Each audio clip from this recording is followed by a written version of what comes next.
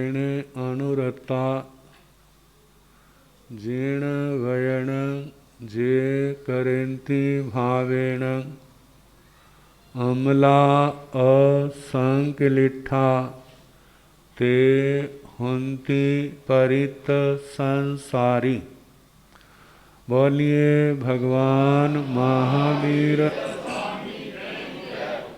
पावन चरित गुरुदेव जी बंदो मन वच काए भव सागर को तरण में करो हमारी सहाय। जिन शासन जिन वाणी सदा जयवंत श्रवण संग सदा अविचल मंगल हो। मुक्ति को प्राप्त श्रमण भगवान महावीर स्वामी उनकी परम पावन कल्याणी भागवती वाणी वाचक प्रमुख श्री इंद्र भूति गौतम आदि गणधर भगवंत जुग प्रधानाचार्य परम पूज्य श्री सुधर्मा स्वामी जी महाराज उनकी परम पावन पाठ परंपरा वर्तमान आचार्य ध्यान योगी परम पूज्य श्री शिव मुनि जी महाराज एवं गुरुजन सबके पावन चरण सरोजों में मेरा अनंत अनंत बार वंदना नमस्कार। उपस्थित धर्म प्रेमी सज्जनों माताओं तथा बहनों, 9 तत्वों में आश्रव और संबर का वर्णन चल रहा है। पहला आश्रव और पहला संबर मिथ्यात्व और सम्यक्त्व।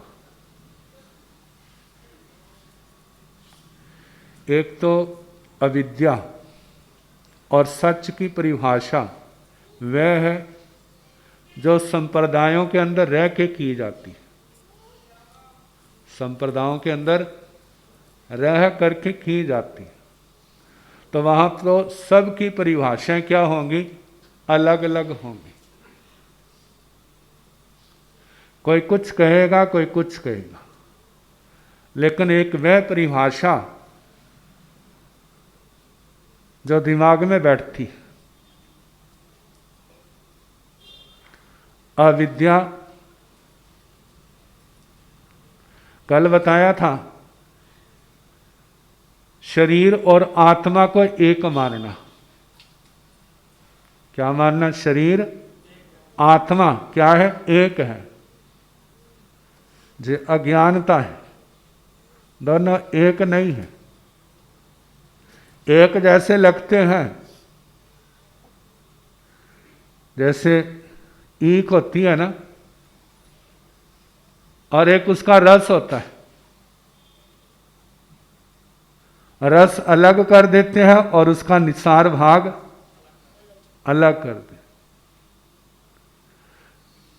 दोनों एक तो नहीं हुए। यदि एक होते तो अलग कैसे होते? अच्छा, दूध का दही जमा लिया, मट्ठा मक्खन अलग और छाछ अलग, क्या दोनों एक है? एक होते तो अलग कैसे होते? फल और उसका रस दोनों क्या है? जब तक फल में रस है तो रेडी वाला भी, फ्रूट वाला बड़ा सजा के रखेगा, और जिस समय रस निकल जाएगा तो फिर क्या होगा? रस तो कोई पी जाएगा और उसका निसार भाग सड़कों में गिर देंगे, और फिर किसी के पैर के नीचे आ जाए तो वो भी क्या सोचेगा? मेरा पैर गंदा हो गया। फिर उसको कौन खाएंगे? गलियों में घूमने वाली गौवा खाएंगी, जाकर जानवर होंगे वो खाएंगे, नहीं तो इंसान उसकी ओर देखना भी नहीं चाहेगा। तो रस अलग, फल का निसार भाग अलग। ऐसे कितना कुछ गिनाया जा सकता है। ऐसे देखें जो शरीर और आत्मा, जब तक आत्मा है तब तक कैसे उसको उठाते हैं। मानो रोगों से भरा हुआ है, कोई डॉक्टर को दिखाएगा, कोई कुछ करेगा, कोई कुछ करेगा अपनी अपनी क्षमता सामर्थ्य के अनुसार, और जब देखा अब सांस आने बंद हो गए, और उसके बाद क्या होगा,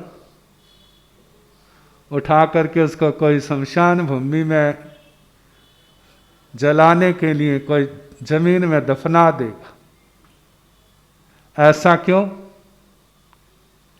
जिसके साथ आपका असली रिश्ता था वो चला गया। अज्ञानता के कारण शरीर से रिश्ता जोड़ते, लेकिन यदि शरीर से रिश्ता है तो उसको संभाले रखो ना, और उसको कोई नहीं संभालता। जिसके साथ रिश्ता था वो चला गया, अब शरीर को किनारे कर दिया। दोनों एक नहीं है। अब आप सोचो, जब ये शरीर अपना नहीं है तो क्या दूसरे अपने बन जाएंगे? बन जाएंगे। लेकिन कितने बनाए हुए हैं आत्मा ने? कितने बनाए हुए है? कोई आज तक कोई आर पार नहीं। जन्म जन्म के रिश्तेदारों को इकट्ठे करे ना तो क्या ये रानियां एक ही आदमी का इकट्ठा हो जाएगा? रानियां क्या सारा पंजाब, पंजाब क्या सारा भारत, भारत क्या सारी दुनिया, दुनिया क्या सारा लोक। कोई ऐसा जीव नहीं है जिसके साथ एक एक रिश्ता अच्छा और बुरा अनंत अनंत वार न घटा हो। फिर अपना कौन? ये तो सारे अपने ही तो हैं, पराया कौन है? कहा जब अपना कोई नहीं फिर पाप किसके वास्ते करते हो? कहते जो तो मेरी ड्यूटियां हैं, ये तो करना ही पड़ता है। कहते ठीक है, तो जहां जब ड्यूटी निभा रहे ना, जब इसकी सजा आएगी फिर दूसरे की ओर ना देखना, वो भी अपनी ड्यूटी समझ करके शांति से भोग लेना।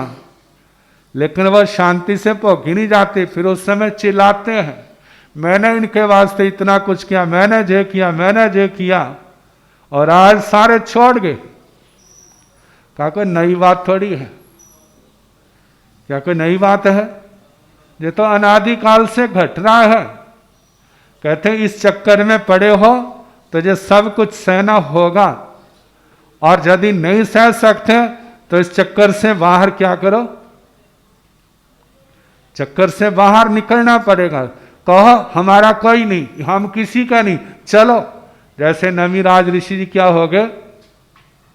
अलग हो गए। अब इंद्र महाराज कितनी कोशिश कर रहे हैं, वह देखा जाए।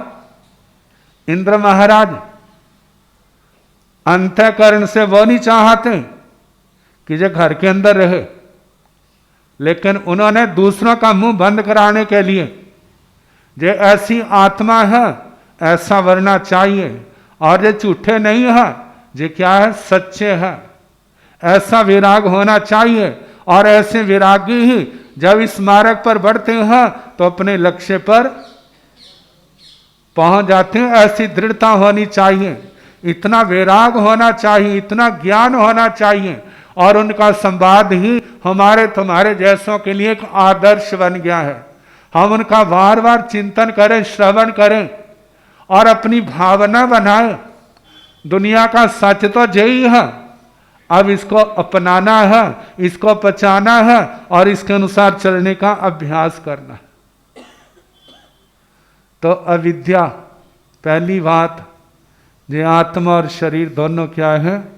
अलग अलग है। शरीर का जन्म है, आत्मा का जन्म नहीं। ये क्या है? सच है।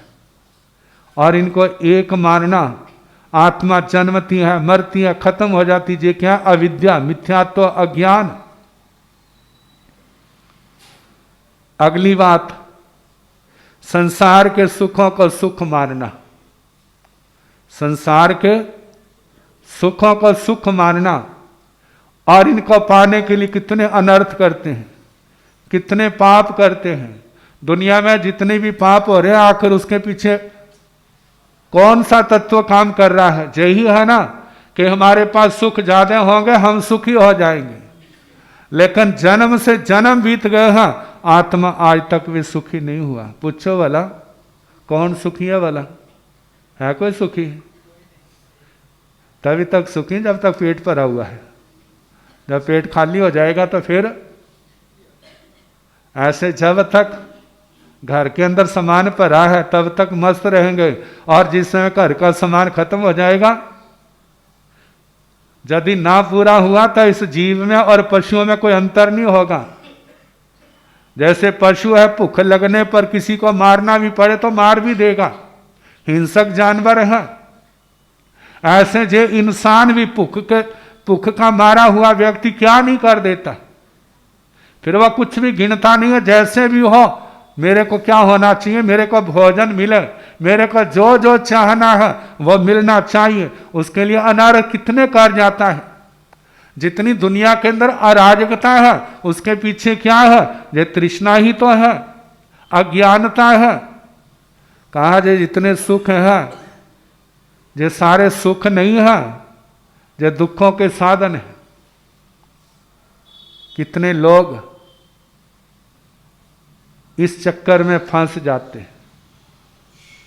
किसी को थकावट हो गई, किसी ने कहा भाई थकावट हो गई है, कमजोरी बहुत है, तो किसी साथी ने कह दिया बस 1 कप ले लेना, सारी थकावट क्या हो जाएगी?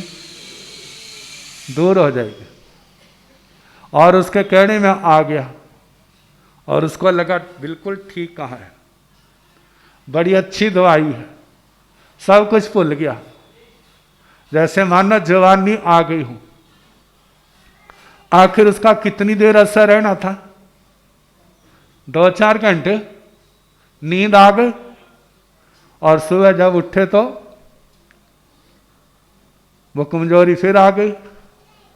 अब क्या करे? पहले तो कहने से ली थी, अब उसको जरूरत लगने लगी, और ये जरूरत लगते लगते एक दिन नशे का रूप बन गई। कहां से कहां पर पहुंच गया। जितने नशेड़ी लोग हैं, शुरुआत तो थोड़ी से होती है, लेकिन बढ़ते बढ़ते कहां तक पहुंच जाते हैं। अब नशा है तो उनका जीवन है, नशा नहीं है तो सब कुछ खत्म। देखो दुनिया के अंदर नशे ने कितनी बर्बादी मचाई हुई, और उसके परिणाम क्या है? कितने परिवारों के परिवार क्या हो जाते हैं? उजड़ जाते हैं। आजकल ले दे के कितने बच्चे हैं? एक बेटा एक बेटी। अब जिस समय बेटी तो ससुराल चली गई है और बेटा है, और उसको ऐसी आदत पड़ गई है, कई बार डोज मिलती नहीं तो मरा, और कई बार ज्यादा ले ली तो भी। आप जिस समय ज्यादा ले लेते हैं तो बड़े बड़े हॉस्पिटलों में देखो कैसे वो पड़े हुए हैं। माँ बाप परमात्मा के आगे अरदास करते हैं, इसको क्या कर दो, इसको ठीक कर दो। गुरुओं के पास जाते हैं, महाराज कृपा करो वो ठीक हो जाए। कहते हैं अब तो वही ठीक करेगा, कौन? परमात्मा ने कोई ऐसी वो खोला हो ना हॉस्पिटल, और जो काम समझ नहीं आता परमात्मा के मत्थे मर दो। गलतियां तो इंसान करते हैं, और भुगतान कौन करे? भुगतान परमात्मा करे। गौआ होता उनको गौशाला में छोड़ आओ, और ये जीव जो है क्या परमात्मा का घर ऐसे लोगों के लिए है। किन के लिए वाला? नशेड़ी, गलत काम करने वाले। कितनी बार जिसने उठाले के समय प्रार्थना करते हैं ना, अरदास, हे परमात्मा इसको अपने चरणों में स्थान देना। कहाँ स्थान देना? कहते यदि परमात्मा के चरणों में स्थान लेना है ना, तो आपको हनुमान बनना होगा। हनुमान जी को भगवान के चरणों में स्थान मिला। जब ऐसा समर्पण होगा तभी स्थान मिलेगा, और यदि ऐसा नहीं है तो फिर चरणों में नहीं, फिर ठोकरें, जहां ठोकरें पड़ती हैं वहां पर स्थान मिलेगा। अरे तेरे को इतना अच्छा मनुष्य जीवन मिला था, तेने गवा दिया, अब तेरे को ठोकरें ही खानी पड़ेंगी। कहा ये सारा किसका प्रभाव है? अविद्या का है, अज्ञानता का है। कहते कितने मर्जी संसार के सुख भोग लो, आत्मा को कभी शांति मिलने वाली नहीं है, इससे कभी आत्मा की तृप्ति होने वाली नहीं है। सुखों को भोगने का अभ्यास बड़ी जल्दी हो जाता है, होता है ना, लेकिन दुखों को भोगने का अभ्यास, यदि धर्म देखा जाए ना, संतों ने जितो जे कह दिया भाई तुम धर्म करोगे तुम सुखी हो जाओगे, लेकिन जो मूल में रहस्य था वो तो सुखी होने का कोई और स्थान था। लेकिन लोगों ने क्या समझ लिया, धर्म करेंगे तो हमारे पास पैसा ज्यादा आ जाएगा, परिवार हमारा बढ़ जाएगा, व्यापार हमारा बढ़ जाएगा, इनकम हमारी बढ़ जाएगी, ये सब कुछ बढ़ जाएंगे। कहते हमें क्या, हमें तो कोई मुश्किल वाली बात नहीं है, फिर करो धर्म। कहा धर्म, धर्म का मतलब दुख सहने का अभ्यास करो। क्या करो? आत्मा के लिए, न्याय के रास्ते पर चलने के लिए दुख सहने का अभ्यास करो। यदि आप अभ्यास करते हैं तो आपको सफलता मिलेगी, लेकिन सुखों वास्ते धर्म नहीं करना। आपने प्रसंग सुना ब्रह्मदत्त चक्रवर्ती का, उन्होंने तप किया था बहुत, साधना बहुत की थी, और उसके बदले क्या मांगा, मैं चक्रवर्ती सम्राट बनूं। अब चक्रवर्ती सम्राट तो बन गए, फिर उसके बाद कहां गए? नरकों में। तो ऐसे लोगों को देख करके लोगों में कहावत बनी, तप से राज और राज से, तो इसका मतलब जितनी तपस्या करा रहे तुम्हारी नरक की तैयारी हो रही है। तपस्या कराई है ना, अठाइयाँ जो कुछ किया है क्या नरकों वास्ते हैं? पहले तो तपस्या करो, फिर राजा बनो, और फिर उसके बाद कहाँ जाओ? नरक में। कहा जो तपस्या राजा बनने के लिए करते हैं, जो तपस्या संसार के सुखों के लिए करते हैं, उनका रास्ता है जय कौन? तप से राज और राज से नरक। लेकिन जिन्होंने जो तपस्या आत्मा की शुद्धि के लिए की है, कर्मों के बंधन काटने के लिए किए हैं, आत्मा को निर्मल बनाने के लिए की है, उनके लिए ये रास्ता नहीं है। कहा उन्होंने तप किया है आत्मा को शुद्ध करने के लिए, जितनी खोटी वासनाएं हमारे अंदर हैं वो खत्म हो जाए। अब उन्होंने कोई गलत काम करना नहीं, मिला है तो उसको छोड़ देना, धर्म के रास्ते पर चल करके वो अपनी आत्मा का कल्याण करें। तो कहा एक और सत्य है, एक और झूठ है, एक और प्रकाश है, एक और अंधकार है। उपनिषदों के अंदर वाक्य आता है तमसो मां ज्योतिर्गमय, अंधकार से मेरे को प्रकाश की ओर ले चलो। तो इसका मतलब क्या है? झूठे रास्ते से मेरे को सच्चे रास्ते पर ले चलो। वो रास्ते पर नहीं चलना जो आत्मा को दुर्गतियों में ले जाए, उस रास्ते पर चलना है जो आत्मा को सदगति की ओर ले जाए। और वो रास्ता कौन सा है? वह अहिंसा, सत्य, अस्तेय, ब्रह्मचर्य, अपरिग्रह है। कहते जे रास्ता केवल आत्मा का नहीं, जे रास्ता परमात्मा का है। इस रास्ते पर चलेंगे तो परमात्मा से मिल जाएंगे, और इस रास्ते पर नहीं चलेंगे तो परमात्मा मिलने वाला नहीं है। बस ये ध्यान रखना, बाकी कल देखें।